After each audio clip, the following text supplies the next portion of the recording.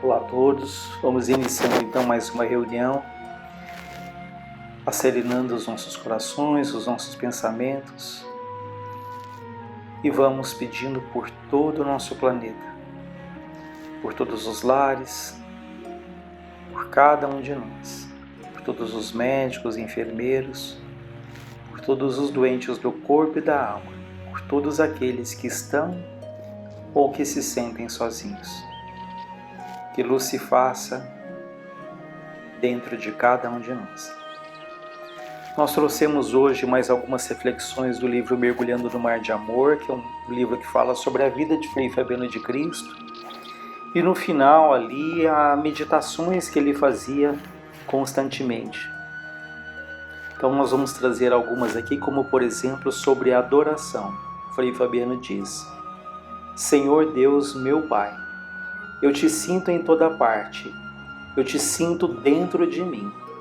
Ajuda-me, Senhor, a desenvolver a minha sensibilidade, a expandir o meu amor, a disciplinar a minha mente, a orientar os meus passos para que o bem seja constante em minha vida. E assim como eu te sinto, e sei que me sentes, peço-te, Senhor, que por onde eu andar, possa ser instrumento da tua bondade, da tua justiça, da tua pureza e do teu amor. Então nós vemos aqui essa intimidade, essa comunhão que Frei Fabiano tinha ali com Cristo, como ele se dirigia ali a Deus. E vejam que é um espírito com essa estatura, com essa maturidade, né? O que ele pede? Ele pede que Deus o ajude para que ele possa desenvolver a sensibilidade dele, para que ele possa expandir, né, cultivar o amor que ele tem, para que ele possa disciplinar a própria mente, para que o bem seja ali uma constante na vida dele. Né? É curiosa essa expressão de que o bem seja uma constante. Nós temos ali lapsos, né, de atitudes do bem, atitudes generosas, mas a vida tem nos convidado ali para que o bem esteja constantemente nas nossas ações, no nosso pensamento, nos nossos desejos. E quando a gente vê um espírito desse que pede para que Deus o ajude a expandir o amor, a disciplinar a mente, a amar mais, é um grande exemplo para que a gente estenda a nossa visão além das nossas preocupações tão rotineiras, né, tão materiais, e estenda o pensamento além, né? E nos perguntemos como têm sido os nossos dias, como tem sido o nosso convívio com aqueles que convivem conosco, que a vida colocou ao nosso lado. E ele diz que ele, assim como te sinto e sei que me sentes, né? Então, mais uma vez, aqui mostra essa simplicidade, essa intimidade ali, né, com Deus. Que a gente lembra de Madre Teresa de Calcutá, quando uma repórter perguntou para ela como que eram os momentos de oração dela. E Madre Teresa de Calcutá falou: eu não falo nada. Eu não falo nada. Eu só ouço. E a repórter perguntou: mas se a senhora só ouve, o que é que Deus fala para a senhora? E ela disse: ele não diz nada, ele só ouve. Então é interessante isso, porque ela disse: eu não falo, ele só me ouve. Ele não fala, eu só ouço. Deixando claro que a prece, essa comunhão com Deus, essa religiosidade, essa espiritualidade, ela transcende ali as palavras, né? Então é muito mais ali o impulso do coração do que propriamente uma palavra. Então Deus, ele não se atenta às palavras que nós dizemos, mas ele se atenta àquilo que parte do nosso coração. Qual é a intenção, o que nos move, de que maneira nós dizemos algo. No fundo, é isso que conta, e é isso que gradativamente vai nos ligando ali ao Pai, vai nos ligando àquele que nos criou, ao Pai da vida. Em outro momento, o Frei Fabiano fala sobre anteamanhã que nasce. Ele diz: é bom sentir a brisa fresca da manhã. É bom ver o sol que chega espantando as trevas da noite. De manhã bem cedo é tempo de força e calma para alimentar o nosso dia. Bem ao amanhecer é a melhor hora para meditar e orar, para agradecer a Ti, meu Pai, por mais um dia. Hoje, nessa manhã luminosa, que eu possa aproveitar as doces energias do Teu amor, Senhor, para mais um passo na direção da verdadeira felicidade. Então ele nos relembra o quanto é importante de manhã, logo bem cedo, aproveitarmos esses momentos para meditarmos. E se não temos ali esse hábito, se não temos esse tempo, como nos aconselha André Luiz, que pelo menos a gente emita ali pensamentos positivos, para que aquele dia seja um dia agradável, que nós nos irritemos menos, não nos deixemos abalar ali pelos pequenos contratempos. Enfim, façamos ali daquele dia uma oportunidade sagrada, bendita, que a vida ali nos concede. É interessante que no livro Os Mensageiros eles falam que espíritos que estão ali, às vezes num trabalho intenso durante a noite, eles são levados para descansar ali na madrugada, até em locais onde há um campo, onde há a natureza abundante, não só porque eles se alimentam ali, eles aproveitam das vibrações da natureza, as vibrações salutares, benéficas, mas também porque logo de madrugada, enquanto a grande maioria das pessoas estão dormindo, as vibrações elas são mais serenas, elas são mais suaves, mais saudáveis. Então, pensando nisso, lembremos o quanto os primeiros instantes da manhã, eles podem ser ali um ponto de partida,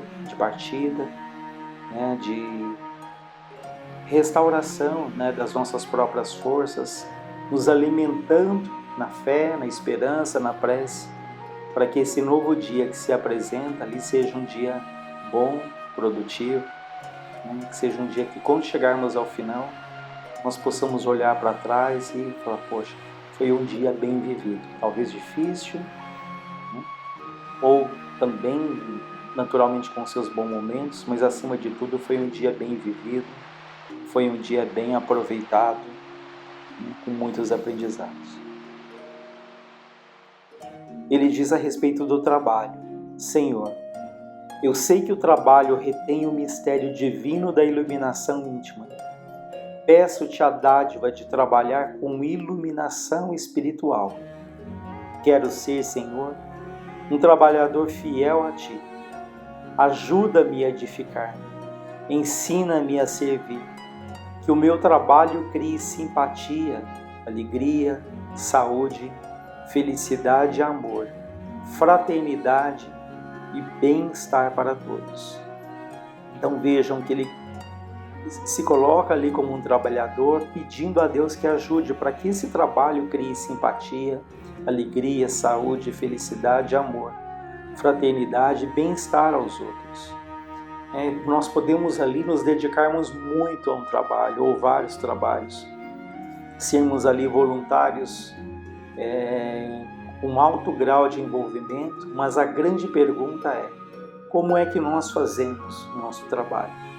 Será que esse trabalho ele cria simpatia, ele cria alegria, ele cria fraternidade? Ele ajuda ali no aprendizado de servir a alguém? Porque nós corremos o risco até de usar o próprio trabalho, até um trabalho espiritual, até um trabalho voluntário, projetando ali o nosso orgulho, a nossa vaidade, as nossas dificuldades.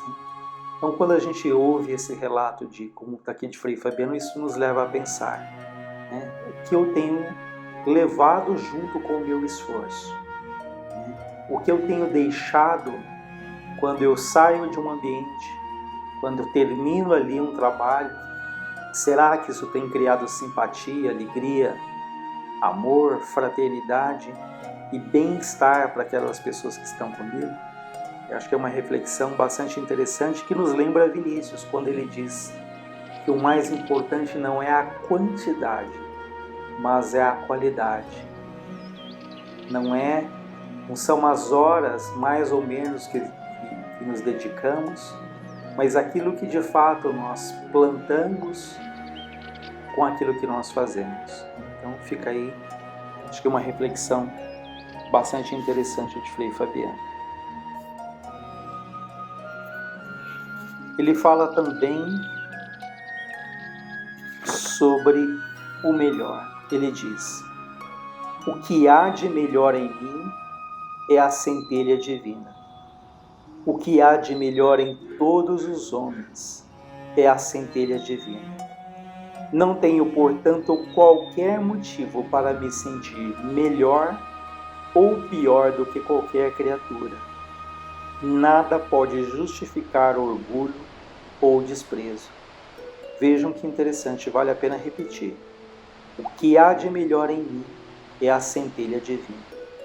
O que há de melhor em todos os homens é a centelha divina. Não tenho, portanto, qualquer motivo para me sentir melhor ou pior do que qualquer criatura. Então vejam que isso é a verdadeira humildade, isso é a verdadeira dignidade, né? Em que nós reconhecemos dentro de nós ali a centelha divina, que somos filhos de Deus, criados à imagem e semelhança, mas nós também reconhecemos no outro que também ele é filho de Deus, que ele também tem ali os seus anseios, as suas lutas, né? Que somos todos ligados. Então, quando ele diz que nós não temos nenhum motivo para nos sentirmos melhor, mas não temos nenhum motivo para nos sentirmos pior do que ninguém. Olha aqui como é profunda, uma frase tão simples.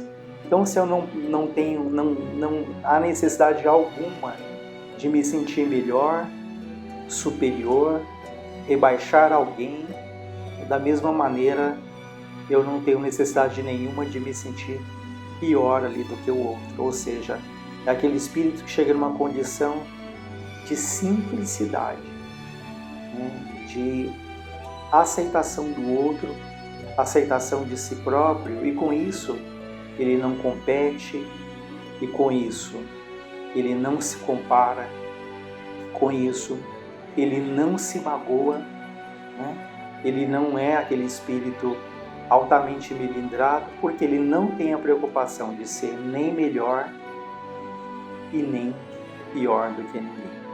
E é curioso que nós oscilamos nos dois extremos. Ora nos achamos criaturas muito superiores, com uma visão além, né, nos julgando ali pessoas dotadas de valores superiores, e às vezes no mesmo dia, no mesmo minutos depois, já nos julgamos seres inferiores, desprovidos ali de capacidade, abandonados pela providência divina.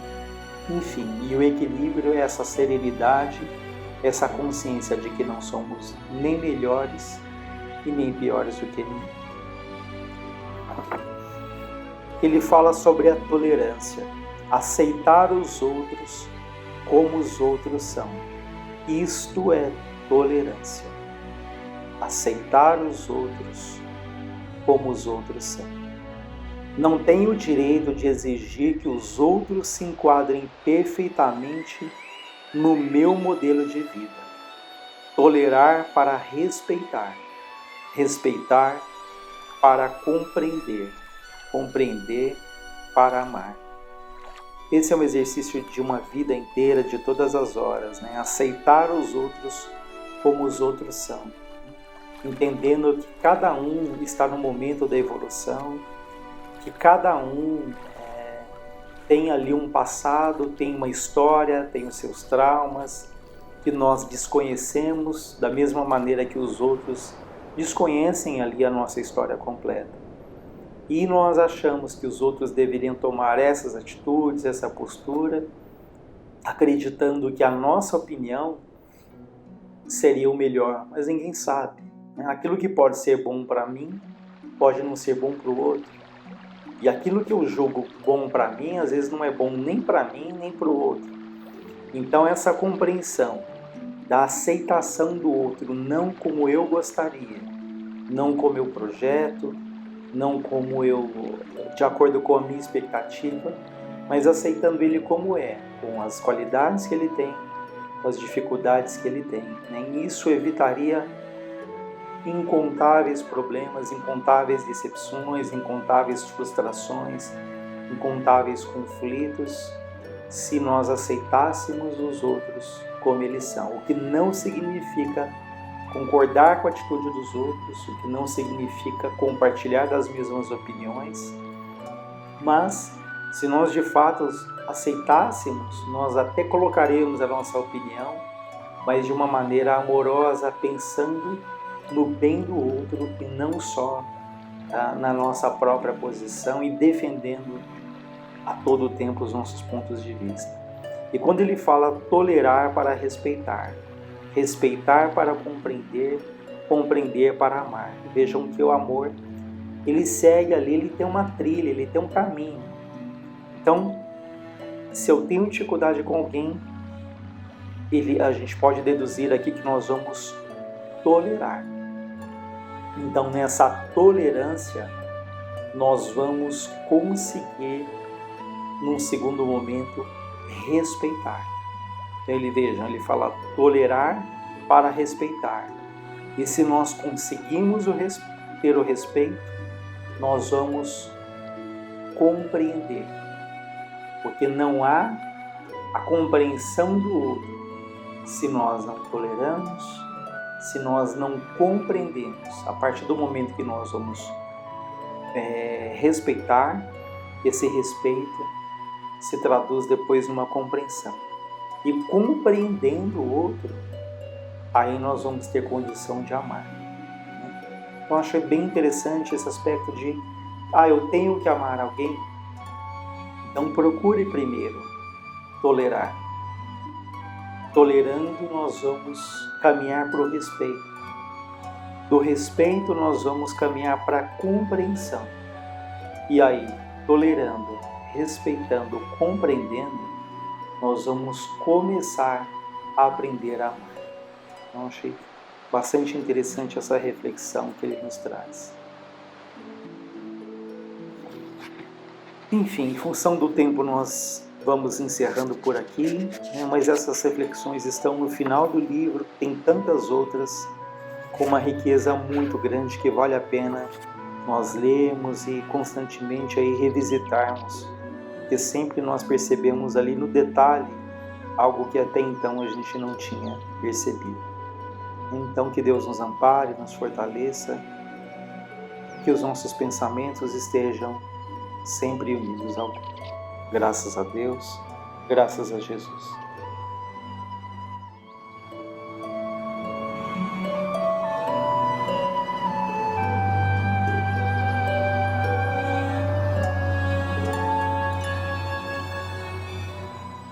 Bons dias, boas tardes. Dando continuidade ao tema que nos levou a semana passada a discorrer, baseado no livro Diálogo dos Vivos e no livro dos Espíritos. No livro Diálogo dos Vivos, nós nos referimos ao capítulo 4, Hora de Descrença, em que tem uma discussão acerca do materialismo contemporâneo. A menção inicial dos espíritos em relação ao assunto foi a questão número 148 do Livro dos Espíritos, que lemos integralmente. E agora, nós, sobre o mesmo tema, sobre a mesma reunião que deu origem à leitura, vamos ler a mensagem que Emmanuel tratou do assunto. Capítulo 4, Materialismo e Atualidade, Emmanuel. Nos mais diversos grupos religiosos, temos companheiros que se confessam desolados por desenganos e se retiram da fé, asseverando-se dispostos a viver sem Deus.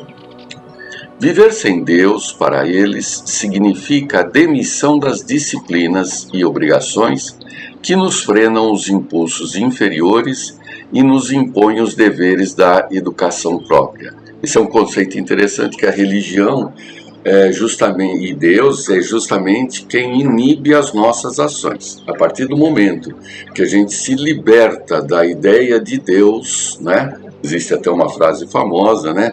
Quando a criatura mata Deus, ele adquire a liberdade total, a liberdade plena. Então ele é um sujeito livre, né? E continua Emmanuel: livres tais quais somos, procedem assim acreditando que se farão mais felizes pela adoção de semelhante atitude. No entanto, não se sabe de nenhum deles que haja chegado com isso à paz íntima, alicerce fundamental da felicidade. Vejam que aqui ele já coloca que a questão da crença em Deus, né, da busca, a busca de Deus é um requisito é um requisito íntimo, é algo que não se escreve, não se propagandeia, porque é uma reflexão pessoalíssima, né? E continua: é que a consciência ocupa em nós muito mais espaço que todas as estruturas que nos constituem o corpo e a alma. Olha a afirmação dele. A consciência ocupa em nós muito mais espaço que todas as estruturas que nos constituem o corpo e a alma. Na Terra de hoje, em nos reportando ao veículo físico, transplantam-se peças determinadas e até certos órgãos podem ser extraídos sem prejuízo para a existência da criatura. Não existe, porém, qualquer cirurgia que atinja as forças da consciência. Interessante, ele menciona inclusive os transplantes, a extração de órgãos, porque quando nós somos algo, nós somos algo. Quando nós tiramos algumas coisas e continuamos a ser nós mesmos, essas coisas tiradas, elas são acessórias. Elas não atingem a nossa essência. Então, tiramos um braço, continuamos a mesma pessoa. Tiramos uma perna, continuamos a mesma pessoa. Agora, se tirarmos a nossa, por exemplo, cabeça, nós perdemos a própria essência. Aqui ele está colocando a consciência como se fosse a cabeça do corpo. Ela é a mais importante em relação ao corpo e ao espírito. É essencial, é a sua essência. Será possível alterar ou anestesiar funções do cérebro que serve-lhes de moradia, impedindo-se-lhe temporariamente as manifestações? Mas todo o processo de sedação do campo mental que não se filie ao critério científico para efeito de tratamento ou de cura, resultará sempre em desequilíbrio, no qual a vítima voltará à revisão de si mesma para o necessário reajustamento. Então, o que ele está colocando, qualquer forma de inibição, a palavra é dele mesmo, impedindo temporariamente as manifestações do campo mental, quer dizer, uma sedação, uma anestesia, tem uma base científica. Se não for isso, se você não quer falar a respeito, se você não quer tocar no assunto, não vai ter jeito, porque aquilo vai gerar uma revisão necessária sobre o que a gente faz, o que a gente fez, o que a gente pretende fazer. Essa revisão é um componente essencial do espírito, chama-se consciência. Nenhum de nós foi criado para a irresponsabilidade. Urge observar ainda que não somos tão ingênuos a ponto de admitir que basta crer em Deus para que nos sintamos anjos, ao invés de criaturas humanas. Justamente por isso é que nos conhecemos nos débitos, defeitos, imperfeições, deficiências e inclinações menos felizes que ainda nos caracterizam a individualidade. Então ele deixa claro que não adianta a gente ter fé para se tornar anjo, né? A gente tem que ter fé com conhecimento para mudar o próprio comportamento. Entretanto, vale muito mais aceitarmos-nos como somos e aceitarmos os outros como ainda são, tratando pelo bem de todos, sob a inspiração da confiança em Deus, do que, a pretexto de virtude ou superioridade, nos declaramos contra Deus, caindo na rebeldia ou no ódio, na violência ou na sovinice, na inveja ou na criminalidade, no alcoolismo ou na toxicomania, na sexualidade descontrolada ou nos desvarios da inteligência. É justamente a consciência quem faz esse mecanismo de equilíbrio de todas essas manifestações do espírito. Portanto, qualquer coisa que é alijada a consciência e, consequentemente, Deus, gerará um desequilíbrio pessoal. Há quem diga, e com razão, que milhões de companheiros da humanidade se bandeiam nesse século para o materialismo. Esse livro foi escrito em 1974, né? Já comentamos. Todos eles, porém, permanecem no tumulto e na insegurança, procurando a paz e a alegria que não encontram. E isso ocorre inelutavelmente porque toda vez que nos arvoramos contra Deus, optamos pela desorientação de nossa própria vida. Tem até uma frase de um filósofo italiano que ele diz: quando não se acredita em Deus, fica-se condenado a acreditar em qualquer coisa, né? Diante dos irmãos que se afastam dos templos e oficinas da fé religiosa, oremos pela tranquilidade deles, porquanto, se escolhem fugir de Deus, alegando obstáculos e tribulações na estrada real para a vida superior, muito maiores serão as dificuldades com que se observarão defrontados no terreno desconhecido em que se marginalizam. Então ficamos por nossa aparente própria conta, né? Sabemos que Deus não abandona ninguém, independente de seguirmos, buscarmos Deus ou não, né? Mas o próprio indivíduo perdeu essa referência, essa bússola, e portanto fica à deriva na própria vida. E prossigamos atentos nas obrigações que nos cabem, claramente convencidos de que todos aqueles companheiros nossos que pretendem a fuga de Deus continuam em Deus, ante a impossibilidade de viverem sem a própria consciência. Veja, então, a consciência é Deus em nós, presente, mais importante do que o corpo e a alma. Um componente, o componente mais importante do que o corpo e a alma, a consciência. A consciência representa Deus em nós mesmos. Sofrem com a ausência de mais profunda intimidade com as tarefas alusivas à inspiração de Deus. Suspiram pelo retorno à fé e se atormentam com a sede de harmonia interior, motivos pelos quais, à disciplina das leis de Deus, todos eles voltarão. Então, Emmanuel coloca aqui de uma forma muito precisa a essência da ligação com Deus, né? A necessidade da ligação com Deus, né? A dependência da ligação com Deus.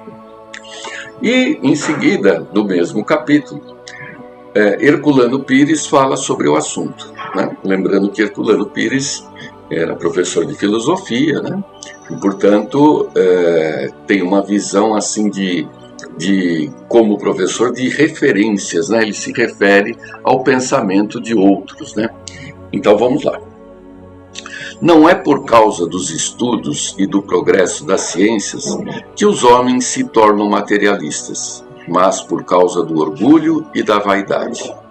Isso afirma Kardec em um livro dos Espíritos, reproduzindo instruções espirituais na questão 148, justamente a que lemos a semana passada. E a seguir comenta: por uma aberração da inteligência, há pessoas que não veem nos seres orgânicos mais do que a ação da matéria, e a esta atribuem todos os nossos atos. Essa aberração da inteligência torna-se mais evidente em nossos dias. A diagnose de Kardec foi de absoluta precisão, porque hoje, o que predomina na sociedade é o materialismo, são as ideias materialistas. Só um comentário, o que é a ideia materialista? É entender que todas as respostas da vida estejam vinculadas à matéria. É que tudo se reduz àquilo que eu consigo captar por aparelhos, pelos sentidos, e que isso está na matéria, não existe nada além da matéria. É isso que é ser materialista, Nós, espíritas, nós somos dualistas, dualistas porque nós temos a nossa base em duas coisas, Nós aprendemos através do livro dos Espíritos, através dos Espíritos, que Deus compôs o universo de matéria e espírito. Então somos dualistas. Então as respostas da vida não estão simplesmente na matéria. Elas têm que serem observadas pela matéria e espírito.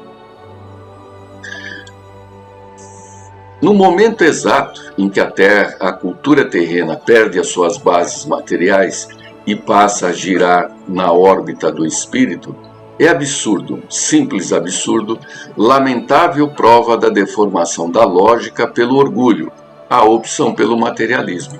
Então vivemos um momento, a era do espírito, Quer dizer, nós, após Kardec, estamos descobrindo o que justamente isso, que o mundo das causas é um mundo espiritual. Então, portanto, se optar justamente nessa época de fortalecimento das informações do espiritismo, há uma reação para negar isso e afirmar que todas as coisas estão com respostas na matéria, E aqui ele continua. A matéria se desfez em energia e, portanto, em vibração nas mãos dos físicos. A descoberta da antimatéria revelou novo plano de vida. A astronáutica abriu-nos a possibilidade de contato com outros mundos habitados. Os materialistas foram surpreendidos com a possibilidade de ver e fotografar o corpo espiritual do homem e puderam constatar que esse corpo não se destrói com a morte. Isso são os avanços das descobertas no meio do século passado em diante. Porém, essas informações elas não foram incorporadas pelas universidades, pelas faculdades, pelo mundo acadêmico, pela mídia. Ainda a mídia faz menção a algumas coisas nesse sentido, mas ninguém vai ter uma aula na faculdade de qualquer que seja o curso, exceto aqueles específicos para estudo de espiritismo, uma aula sobre a espiritualidade ou sobre o espírito, E aqui ele coloca o seguinte, e isso é um fato já desde o começo do século passado. A matéria não é isso só que nós estamos tocando. Isso a gente aprendia quando criança, A matéria, tudo aquilo que ocupa lugar no espaço. Não é bem assim, Depois foi se descobrindo que a matéria é constituída de átomos, aquele modelo que a gente conhece lá dos planetinhas, E depois foi se avançando, isso já no começo do século passado, e essas partículas que compõem o átomo, na verdade não são partículas, elas são ondas, vibrações, onda que nem de águas. Então, é onde ele fala que a matéria virou energia. Vamos lá. Quais os dados que esses avanços do conhecimento oferecem a favor da concepção materialista? Só uma aberração da inteligência, uma deformação da razão, pode levar alguém a deduzir dessa enorme revolução científica que o materialismo saiu vitorioso. Os próprios filósofos materialistas, como no caso de Bertrand Russell, esse é o pai da fenomenologia, viram-se obrigados a estranhos malabarismos mentais para defender a sua concepção. Sartre, o filósofo do nada, perdeu popularidade em favor de Heidegger, até há pouco acusado de cair no misticismo. É tolice dizer que o desenvolvimento atual das ciências favorece o materialismo. O próprio Einstein afirmou bem antes desses avanços mais recentes: o materialismo morreu por falta de matéria. Sim, se as partículas materiais elas são encaradas como ondas, né, deixou de existir a matéria como a gente concebe. Quem opta pelo materialismo nessa altura da evolução científica revela falta de senso ou distúrbio do raciocínio. Seria o mesmo que Tomé dizer a Jesus ressuscitado: se toco as tuas chagas é porque não morreste. A tendência para o materialismo é ainda muito comum entre os jovens. A juventude disse Engenheiros. Engenheiros era um filósofo argentino, José Engenheiros, que tinha todo o seu papel, principalmente voltado à juventude, né? Então ele coloca: a juventude toca, arrebate em toda renovação. Os jovens trazem a missão de renovar o mundo e, por isso, lutam contra os princípios dominantes. Rebelam-se contra os sistemas tradicionais. Continua Emmanuel. A luta da ciência contra a religião, o dogmatismo fideísta emperrando o progresso, mostra-lhe de que lado estão as forças renovadoras. Eles se alistam afoitamente desse lado. Mas o Espiritismo transformou esse quadro, revelando que a ciência também pode frear o progresso. Então ele coloca, né, que toda a academia ela ataca a fé como sendo o entrave do progresso, né? A fé dogmática, né? Tratamos muito disso. Então ele está colocando que a ciência também pode atrapalhar o progresso. Como a gente constata, hoje se fala que se dá alguma afirmação, a primeira pergunta é: mas existe algum trabalho científico que comprove? Porque se não houver, não existe. Então, a ciência virou tão dogmática quanto a religião, né? Só existe aquilo que é um trabalho científico, né? O resto não existe. Os dogmas do materialismo científico são tão prejudiciais quanto os do fideísmo religioso. E os moços começam a compreender isso. Temos de ajudar os jovens, mostrando-lhe que o espiritismo não sofre dos prejuízos do dogmatismo fideísta ou do dogmatismo religioso. Temos de mostrar-lhe que a ciência espírita é hoje a posição de vanguarda. Mas, para tanto, é necessário desenvolvermos a cultura espírita, criando o clima adequado à compreensão da doutrina em sua plenitude e não apenas no seu aspecto religioso. Então, Espiritismo é ciência, filosofia e religião.